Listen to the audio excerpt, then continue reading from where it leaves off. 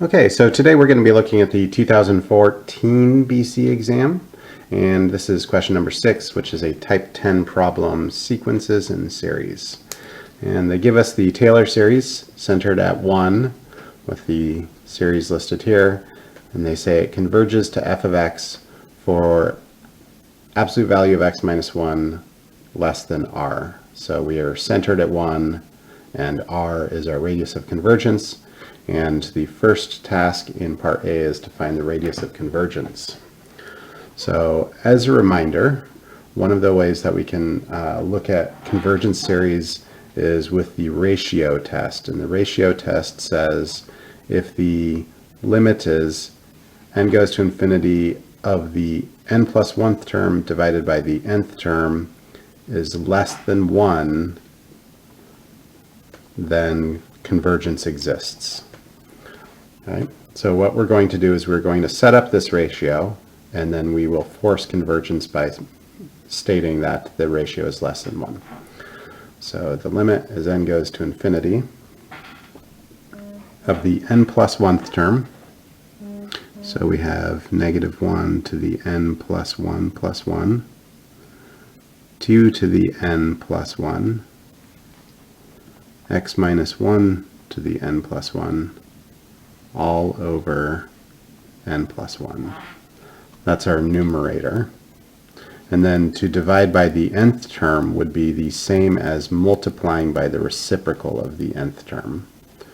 So the reciprocal of the nth term would be n, negative 1 to the n plus 1, 2 to the n, and x minus 1 to the n. So there we've set up the ratio to run the ratio test on, and now we're going to use algebra to simplify out using our exponent properties.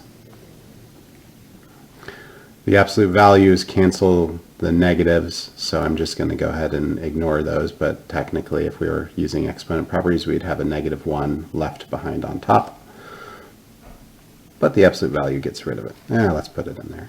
Negative 1 to the first. We have 2 to the n, 2 to the 1 with 2 to the n on bottom, so there is a 2 to the 1 left on top. We have x minus 1 to the n plus 1 over x minus 1 to the n. So we're left with one of those terms behind, and then finally n and n over n plus 1. If we take the limit as this goes to infinity, we wind up with the expression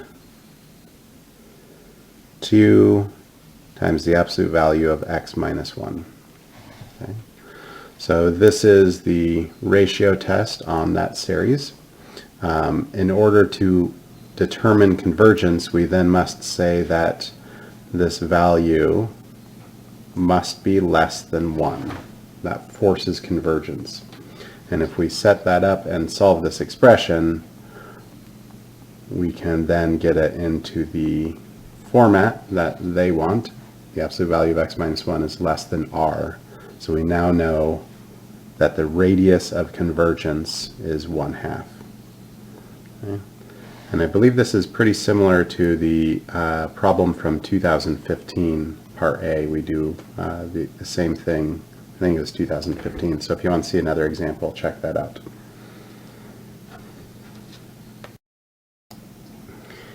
The AP grading breakdown for this part, you get your first point for setting up the ratio for the ratio test. You get your second point for computing the limit of the ratio, and then you get your third point for answering the question, which was finding the value of r. All right, let's move on to part B. Part B says, find the first 3 non-zero terms in the general term of the Taylor series for f prime, the derivative of f, about x equals 1. So as a reminder, the general Taylor series we can express in this fashion.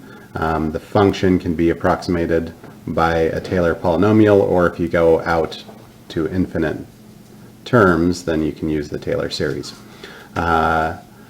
We are not finding the Taylor series for f of x. We are finding the Taylor series for f prime of x.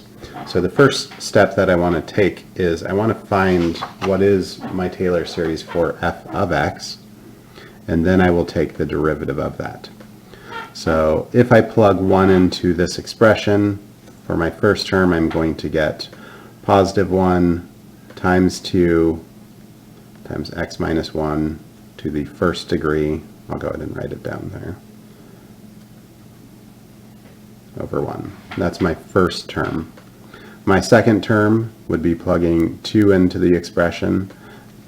That gives me a negative 1 in front. 2 squared is 4. X minus 1 squared over 2.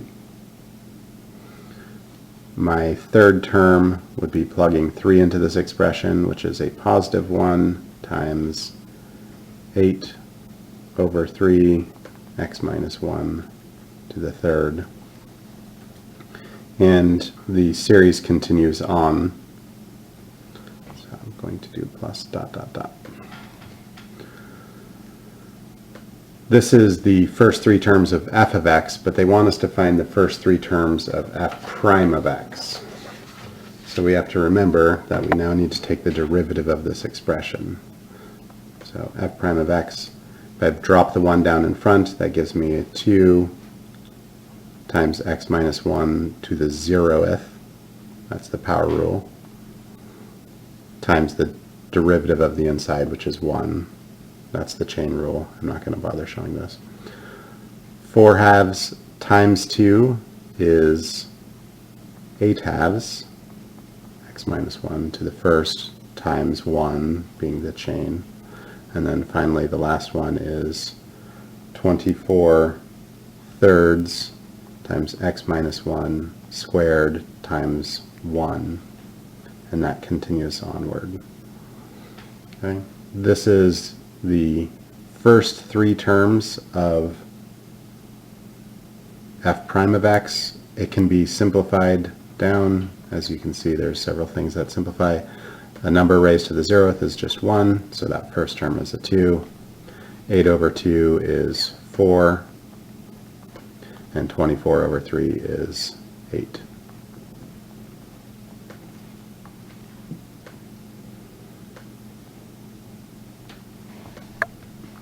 So there's the first 3 terms. They also ask to find the general term.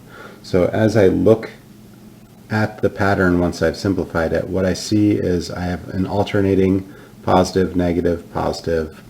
The next one would have been negative. So my general term has the alternator in there.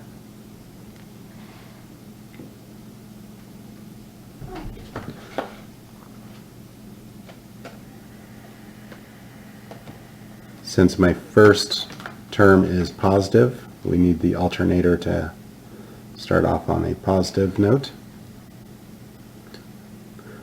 Then I notice each term has a successive power of 2, 2, 4, 8. So there's a power expression for 2, 2 to the first, 2 to the second, 2 to the third.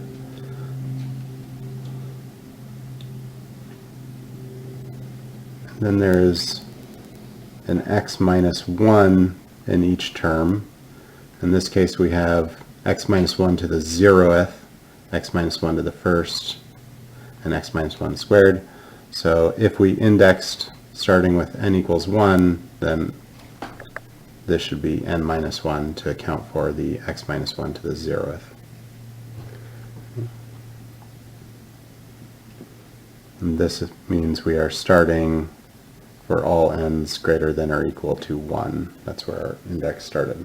All right, building that general rule was a little bit more challenging than some other general rules, but here's the breakdown for the 3 points. You get 2 points if you have the first 3 non-zero terms correct, so that's worth 2 points for getting those.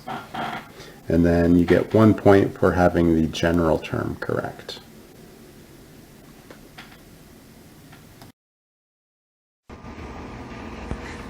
Watch me, you can, and follow.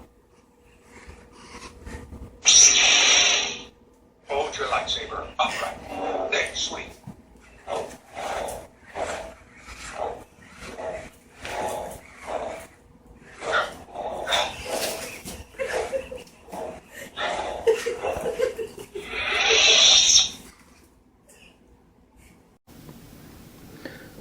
Looking more closely at what we have for f prime of x, and the fact that part C says that the Taylor series is a geometric series, I want to see if I can examine this and create it to look more like a geometric series. And as you recall, geometric series are expressed in the form of a times r to the n. So my first instinct is I see the power series here, or the geometric series. I want to try to rewrite this so that it is in the form of a times r to the n. So the -1 to the nth times -1 to the first, 2 to the nth, and then x minus 1 to the nth, x minus 1 to the -1th. And this is indexed, as we recall it, at starting at n equals 1. So if I were to gather my nth degree pieces, what I have is my r value is -2 times x minus 1. Those are all the terms that are being raised to the nth degree. And then the remaining pieces are -1 over x minus 1. Okay.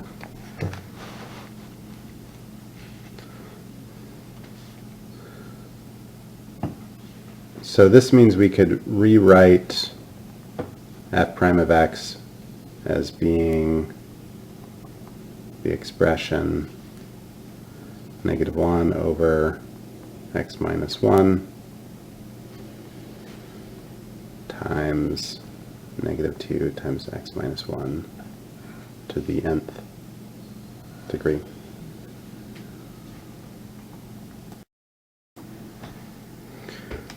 We also know that for convergent geometric series, they will converge to the first term over 1 minus r, our common ratio.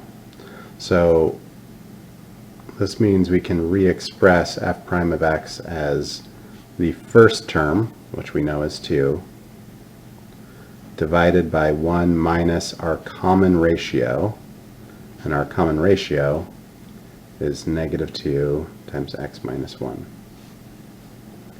And we proved in part A that this is for values that satisfy the radius of convergence. Okay, so that's the setup that we are going to use in part C. I'm going to put part C down here and just kind of rewrite the important parts. We learned that the common ratio is -2 times x minus 1. We want to call that lowercase r. And we learned that f prime of x could be expressed as the first term over 1 minus that common ratio.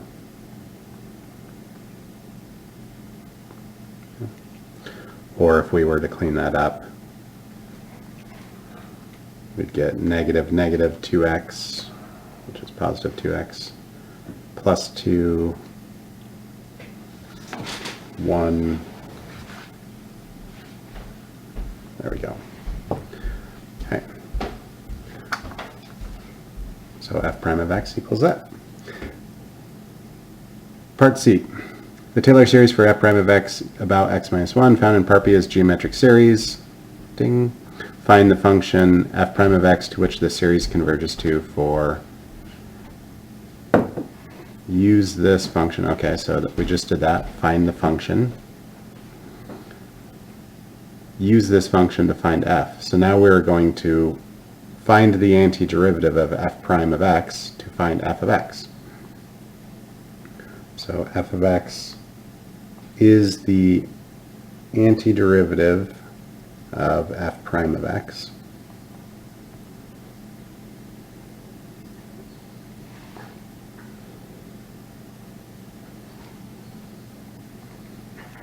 Doing some u substitution here, we see u is 2x minus 1, and du over 2 is equal to dx. So we'll have 2 over u du over 2, which gives us ln of the absolute value of u plus c, with our u value being 2x minus 1. And now what we need to do is solve for the c here.